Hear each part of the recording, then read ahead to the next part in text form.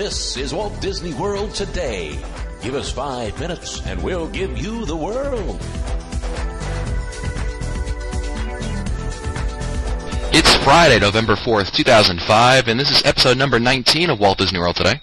I'm your host, Matt Hochberg of MGMstudios.org. We've got a full house today, so let me go around the panel and introduce everyone. To my right is Len Testa, co-author of the unofficial guide to Walt Disney World, and the super Walt Disney World nerd behind touringplans.com. Welcome, Len. You know, I'm taking that as a compliment, Matt. Thanks. It is a compliment. That's good. And to my other right is best known for his Scoping the Parks columns over at mouseplanet.com, Mike Scopa. Welcome, Mike. How you doing, Matt? I'm doing outstanding tonight. And I mentioned we have a full house on this episode, and that's because to my third right are two amazing people.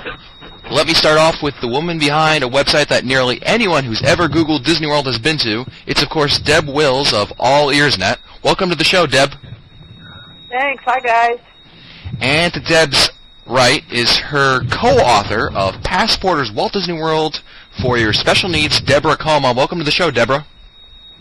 Hi there, everybody. How are you? I think we're all doing well now that we finally got all the technology kinks worked out. Yes.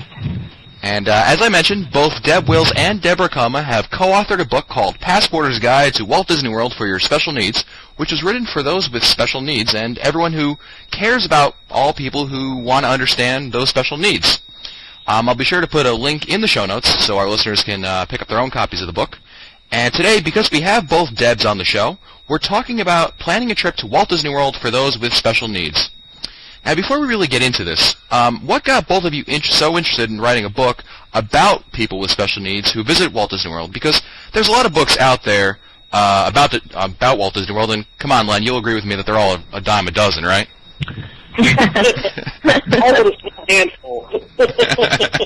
Anyway, with so many books out there, seriously, your book is quite unique. What got you two interested in writing a topic about this book about this topic? Deb? We both have interests that go way back in terms of either family or friends or folks that we've worked with what are traditionally known as special needs, and both have a real love for Walt Disney World. And we realized as we were touring the parks more and more that we started to see in families or groups there'd be someone with a special need. We started seeing service animals more around the park. And I started talking to people and learning a little bit more about what Disney does and how inclusive they really are. And after Deb and I talked for a while, we talked to the Passporter folks and thought we had a very special product that would help out a lot of people, and the book was born. That's right. And we also thought that Disney did an awful lot for people who had a variety of special needs, but the information wasn't really readily available. You really had to go hunt for it, and we just thought it would be convenient to pull it in into one place so that people could easily find the information that they needed when they're planning their trips. Great. And now, when we talk about people with special needs, your book doesn't includes a real range of topics of people. So, can you, maybe Deb Coma, talk a little bit about what special needs exactly that the book hits upon? Well, we tried to address as many special needs as we could because we really wanted to make the book as inclusive as we feel Walt Disney World is. So what we did was we looked at some of the common things that people think of when they think about special needs. People who have mobility issues, maybe people who have special dietary needs. But then we thought we'd look a little bit further. So we tried to cover the gamut of children and even adults who may have ADHD, autism spectrum disorders, obviously things like vision impairments and hearing impairments, things like traveling to Disney World when you're pregnant or traveling with an infant. These aren't maybe things that people think of immediately when they hear that phrase, special needs, but you certainly do have special requirements if you're traveling with those situations. Deb Wills, anything else to add to that? I think Debbie really nailed it on the head. What we've tried to do is create a book that everyone really can use. Reminds me of a few years ago, there was a Vegetarian for Walt Disney World guidebook out, and even though I'm not vegetarian, I picked the book up, and I learned quite a bit about dining in the parks and in the resorts. And we feel our book is similar to that, where there's an awful lot of information for everyone.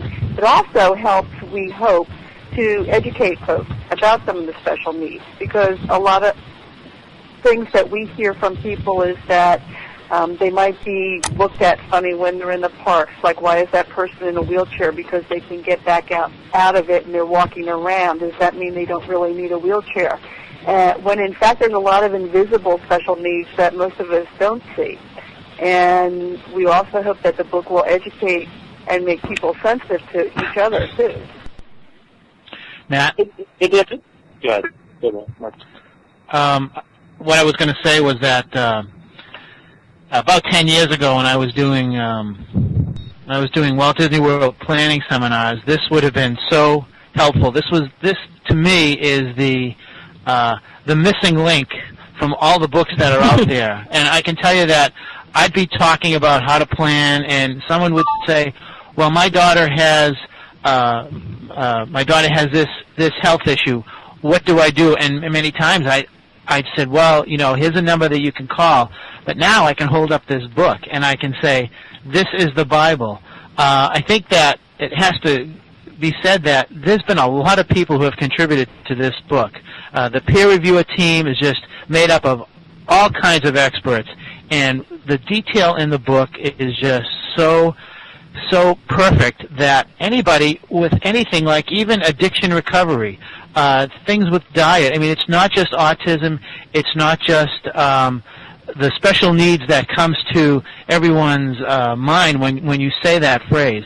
There's so much more to this book, and I think we'd be doing a disservice to both Debs and the readers out there, those people who would need some of this information, if we said it's just limited to that. There's so many things in this book that I just needed to say that. Thanks, Mike. Thanks, Mike. That's a really good point, and I'm glad you mentioned our review team. We had over 30 peer reviewers. We tried to get at least one, if not more than one person that fit each of the special needs that we were specifically identifying in the book, and they lent us a wealth of information and feedback and comments, and really the book would not be as good as it is without their assistance. They were phenomenal. That's right. Another thing I wanted to add, too, from Matt's question earlier is that on the website, allearsnet.com, and through the newsletter, we get a tremendous amount of mail every single day.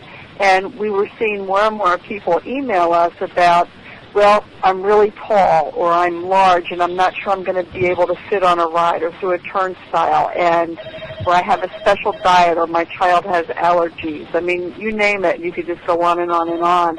And we actually started doing a special needs area on the website several years ago, and this book was just a natural progression to be able to reach more people and be very specific about all the different attractions, each resort, each restaurant, each counter service restaurant. It's amazing what's in 400 pages. You spoke of the resort, and I think everybody should know that for each resort that you have described in the book, there are special needs ratings, so that if you have a fear situation, if you have something like chronic fatigue syndrome, you discuss what each resort offers for those people who have those issues, and I think that's going to help anybody who's planning a trip down there who has certain concerns. That's right, Mike. We really tried. It sounds kind of corny, but we both love Disney World so much that we really wanted it to be a place that everybody could enjoy as much as we do. And we felt that while evaluating the attractions was important, we didn't want to neglect the resorts or the restaurants, because that's just as much a part of the whole Disney experience. If you're staying on Disney property, we wanted to make sure people could make an educated decision about what resort would be best for them. And what group would you say in the book does the book cover the most?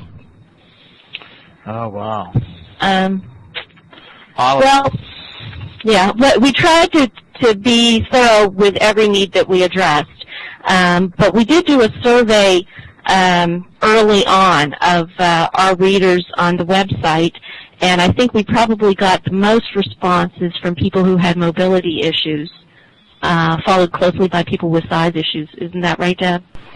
I think so. Yeah. So those were kind of hand in hand, and then ADHD and autistic spectrum disorder. Yeah. But I wouldn't say that we have more information for them than we do for some of the other special needs. We really tried to be as thorough as we could for every topic that we were covering. We actually have quite an extensive section on women who are pregnant, also folks traveling with infants, and that came firsthand, or most of it came firsthand from Jennifer Marks, who is one of the publishers and the author of Passporter's Theory, because she was traveling to Walt Disney World recently as a pregnant mom and now with her 1-year-old son. So we got lots of up-to-date information from her regarding the whole pregnancy aspect of traveling to Disney World. Now, what do folks need to do before they leave their homes for Walt Disney World if they do have some special needs that we previously mentioned? Well, we really feel that planning is very important for anybody traveling to Disney. It's just such a huge place that you need to research. But especially if you've got special needs, there's probably some legwork you need to do beforehand. And some of the first decisions you'll need to make are things like how you're going to get there, well, if you're going to use a travel agent or if you're going to try to book the trip yourself, and then how you're going to get there, if you're going to fly, if you're going to drive. We try to cover a little bit of that also in the book with an eye to people who have some special requirements. Deb?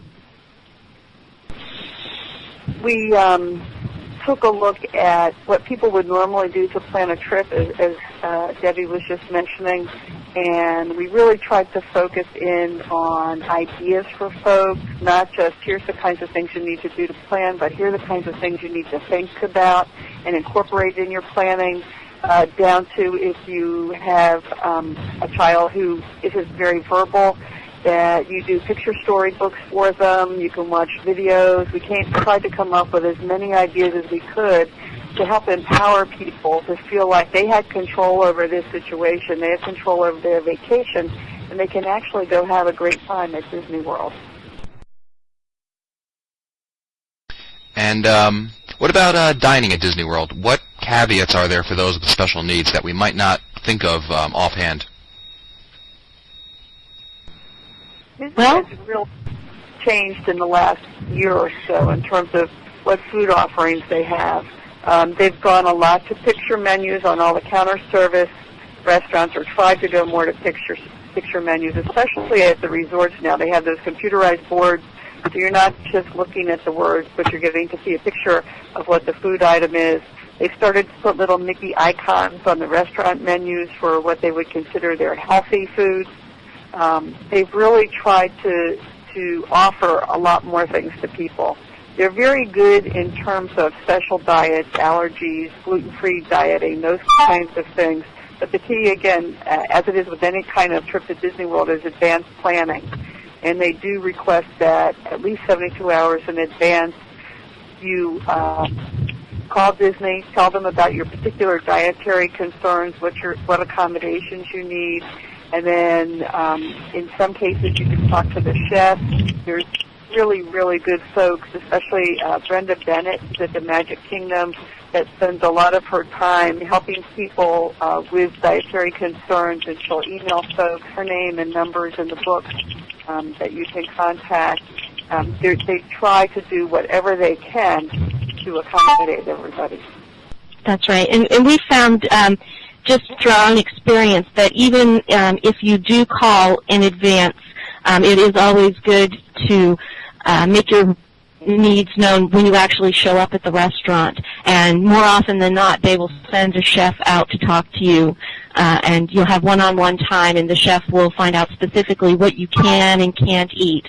And he'll tell you what he can do with what's on the menu to make it so that it's safe for you to have. And they really have, I think, tapped into the current trends as far as healthy eating, portion sizes. You'll notice they're offering, even at the counter service restaurants, different size portions of popcorn and different things. So they're definitely aware of special dietary issues and really do go out of their way to accommodate people. And go ahead, Deb. Oops, I'm sorry. While we're talking about special diets, I just wanted to sort of use that to transition over to the Disney Cruise Line, because we do have a big section in the book on taking a cruise. The Disney Cruise Line has become extremely popular. There's lots and lots of repeat cruisers. There's lots of children on the ship. And in particular, for dietary needs, they actually will have cruisers meet with the chef the day that you board the ship and go over your special needs that you had already pre-told them about in advance. They'll make sure your servers are aware of it, and whenever I've been in a dining group on the cruise ship and someone's had a special dietary concern, the servers are right there. They're very attentive. They go out of their way to make sure that that person has the things that they need in order to accommodate their dietary requests. And your attention to the cruise line is something that you might not even think about that the book might cover, which is, it's certainly going to be a great asset, because the special needs you might have on a cruise may be different than what you would have at the parks. Right. Absolutely. The cruise ship is very accessible in terms of wheelchairs, but one of the things is some of the ports are not. Now, of course, Castaway Cay is very accessible. It's Disney's own island. They built it. They have water wheelchairs there, or wheelchairs with extra large tires. So they're better accommodated in the sand, those kinds of things. There is first aid right there. They are more accessible for all kinds of folks than at some of the other ports. And what we've tried to include is the things that people need to know if they're going to get off the ship, especially if they have a wheelchair, and what kinds of things they will encounter when they do that. And getting back to the parks, though, what are some examples of some attractions that stand out as being really good or really bad in terms of accessibility? I know that the Swiss Family Treehouse is one that I can think of off the top of my head. What are some others that guests with perhaps mobility and size issues, which seem to be the two largest audiences that your book deals with, would have to worry about? Well, when we're talking about, mobility issues, obviously anything that requires a lot of walking or standing in one place is not going to be good. So something like the Swiss Family Treehouse in the Magic Kingdom that has a lot of steps up and down, that's just, if you're not ambulatory, you just can't do that attraction. Other attractions that might be difficult would be things like any of the walk through the Pangani trails in Animal Kingdom might be kind of hard, things like that. But a lot of the attractions are wheelchair accessible, and some of them even have cars that will accommodate a wheelchair that you can just roll the wheelchair right on. So there aren't many limitations. There are some, but there aren't many for people that are in a wheelchair, at least. But what I think you'll find as you go through each park and its evolution, Magic Kingdom being the first park that was built, is probably the one that you might have the most problem with in terms of things like turnstiles, because the turnstiles are 15, 16 inches wide. But what we tell folks is you never have to go through a turnstile. There's either an entrance for a wheelchair, there's you're entering the park that the strollers can go through, so you don't ever have to feel like you have to try and get through the turnstile if you have difficulty. Just say the cast member, I want to use the alternate entrance, and you can do that. And as you can tell with the different parks as they've gone on, they go into electric eyes instead of actual manual turnstiles that you click through, and walkways are larger, entrances are larger. When you get to Animal Kingdom, it becomes very accessible for folks with wheelchairs, and they have built the park obviously with ADA in place, and they didn't have to go back and retrofit. Right. And I wanted to add that our reviewers were really important in this aspect of the book, as far as figuring out which rides were the best and worst for different types of special needs. For example, we had one reviewer whose husband is blind, and her good friend is also has vision impairments, and she's been to Disney World with them numerous times, so she could tell us what attractions might be most appealing to them, or what experiences at Disney World would be of most interest to them. So we relied on them heavily to find out what attractions were the best and worst in each park for the different needs. Any concerns about water rides, like getting in and out of the boats? Well, definitely. Yeah. Some of the boats, like Living with the Land, you can take the wheelchair right on it. Other attractions, again, like at the Magic Kingdom, are a little bit more difficult. You actually have to step into. We tried to make those notations in the book. We also tried to have pictures of the ride vehicles in the book. We have some of them, and we have an extensive amount of them online on the website, so people can actually see what they may be walking into, stepping up, stepping down. Some of it has to do with water level. I mean, as you can imagine, there's a lot of different factors, and we just try and make people aware so there's no surprises when they get to that particular entrance or attraction. Right, and it's not just to do with the water rides, but also with the water transportation. If you're, taking a ferry or taking one of those little launches from the Magic Kingdom to one of the resorts, or one of the friendships in the Epcot resort area. Obviously, if you've got some mobility issues, you might be looking for alternative ways of transportation if it's difficult for you to get on and off a boat like that. And while we're talking about water, the book also covers the water parks, which is another aspect of it that maybe you guys want to talk a little bit about that? Right. Well, we each went to a different water park to evaluate them, and went on the water slides and walked around and checked things out as much as we can to see what kind of special accommodations that we had, what they had there for people. We didn't find a whole lot, actually, but there are some areas that have sort of that zero entry where you can wade into the water rather than having to step down like into a pool.